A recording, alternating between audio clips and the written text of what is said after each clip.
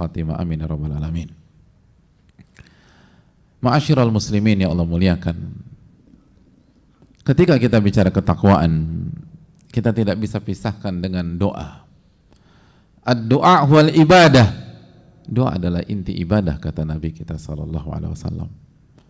Dan di antara banyak doa yang disampaikan oleh Allah Subhanahu wa taala dalam Al-Qur'anul Karim dan sunnah Nabi kita sallallahu alaihi wasallam, ada sebuah doa yang senantiasa rutin dibaca oleh Rasulullah sallallahu alaihi wasallam. Manusia terbaik merutinkan doa ini, hadirin. Ini pasti doa yang spesial, doa yang tidak biasa, karena manusia yang terbaik yang dijamin kebahagiaan dunia dan akhiratnya membaca doa ini setiap hari, sebagaimana testimoni dari istri beliau alaihi salatu wassalam, Ummu Salamah radhiyallahu taala anha. Ummu Salamah menyampaikan, anna Nabiya sallallahu alaihi wasallam kana idza asbah qal, sesungguhnya Rasul sallallahu alaihi wasallam ketika di waktu pagi, dalam riwayat yang lain ma'asyiral muslimin, setelah salat subuh, maka beliau berdoa, Allahumma inni as'aluka ilman nafi'a wa rizqan thayyiba wa amalan mutaqabbala. Allahumma inni as'aluka ilman nafi'a, ya Allah, aku minta kepada engkau ilmu yang bermanfaat, wa rizqan thayyiba, dan rizki yang baik dan halal, wa amalan mutaqabbala, dan amal yang diterima oleh engkau subhanahu wa ta'ala. Doa yang dibaca oleh Rasulullah sallallahu alaihi wasallam setiap pagi, doa yang dibaca oleh Rasulullah sallallahu alaihi wasallam sebelum beliau memulai aktivitasnya di hari tersebut, doa yang bukan hanya permintaan tapi menunjukkan tujuan kita setiap harinya.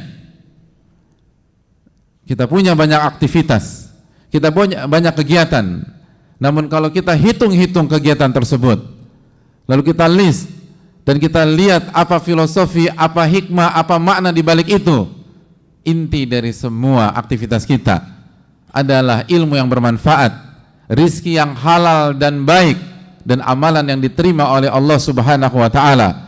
Dan itulah yang diminta oleh Rasulullah sallallahu alaihi wasallam. Oleh karena itu sebagian ulama mengatakan doa ini adalah permintaan tujuan dalam kehidupan kita sehari-hari, tujuan dari aktivitas kita sehari-hari. Seorang muslim harus memiliki tujuan, seorang muslim harus memiliki arah ketika dia bangun di waktu pagi, ketika dia memulai aktivitas, dan arah dan tujuannya adalah ilmu yang bermanfaat dan rizki yang halal dan baik dan amalan yang diterima oleh Allah Subhanahu wa ta'ala.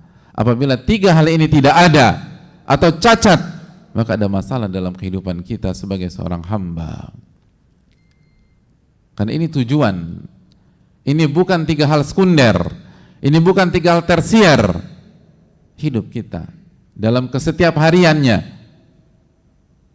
itu harus menghasilkan tiga hal di atas. Dimulai dari ilmu yang bermanfaat. Allah perintahkan Nabi kita alaihi salatu wassalam dan kita semua untuk berdoa, Rabbi zidni ilma, ya Allah tambahkan ilmuku, ya Allah tambahkan ilmuku. Ilmu yang bermanfaat, hadirin sekalian, ilmu yang bukan hanya menambah wawasan, tapi ilmu yang bisa kita manfaatkan di dunia dan di akhirat kita. Ilmu yang bukan hanya membuat kita pintar, tapi membuat kita berubah, membuat kita tunduk, membuat kita semakin baik, membuat kita menjadi pribadi yang semakin dekat dengan Allah Subhanahu wa ta'ala. Karena jangan pernah berpikir bahwa sebatas tahu saja cukup. Ma'asyiral muslimin Allah muliakan, bukankah detik ini ada banyak laki-laki muslim yang tidak sholat Jumat? Dan ketika kita tanya mereka setelah selesai sholat Jumat, apakah anda tahu bahwa hukum sholat Jumat wajib bagi laki-laki mukim? Maka apa jawaban mereka? Mayoritas mereka mengatakan tahu. Tapi apakah ilmunya bermanfaat buat orangnya? Apakah ilmunya bermanfaat buat dirinya? Dia punya ilmu, dia punya wawasan, dia mengerti hukum pada hal tersebut, tapi dia tidak bisa memanfaatkan ilmunya tersebut. Oleh karena itu, yang diminta oleh Nabi SAW bukan sebatas ilmu yang banyak, tapi Allahumma inni as'aluka ilman nafi'a. Ya Allah, berikanlah aku ilmu yang bermanfaat, yang bisa bermanfaat bagi diriku di dunia, di alam kubur, dan hari di kiamat kelak. Ilmu bukan banyak-banyakan. Ulama kita mengatakan, laisal ilmu bi kathrati riwayah, wa innamal ilmu khasyah. Ilmu itu bukan banyaknya meriwayatkan. Kalau kita pakai bahasa kita pada hari ini, ilmu itu bukan banyaknya retorika, bukan banyaknya men-share, bukan banyaknya datang ke kajian dan seterusnya. Tapi ilmu adalah rasa takut kepada Allah Subhanahu wa taala. Rasa takut yang menjadi alat kontrol kita untuk tunduk kepadanya. Rasa takut yang membuat kita sujud kepadanya. Rasa takut yang membuat kita dekat kepada Allah Subhanahu wa taala. Karena ada perbedaan yang signifikan antara takut kepada Allah dan takut kepada makhluk.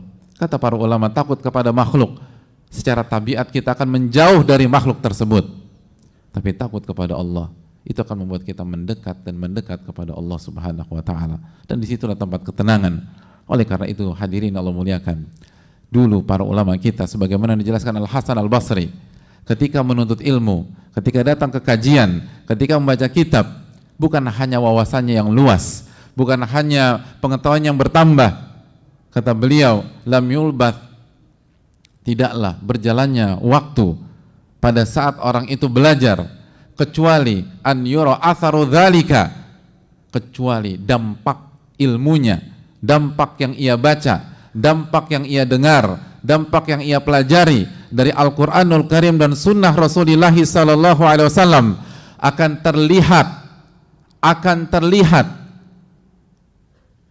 fi basarihi, akan terlihat dari matanya, bagaimana cara ia memandang, bagaimana cara ia melihat, wa takhasyu'ihi, akan terlihat dari kekhusyuannya. Salat semakin khusyuk, berzikir semakin khusyuk, berpuasa semakin khusyuk, bertaqarrub semakin khusyuk.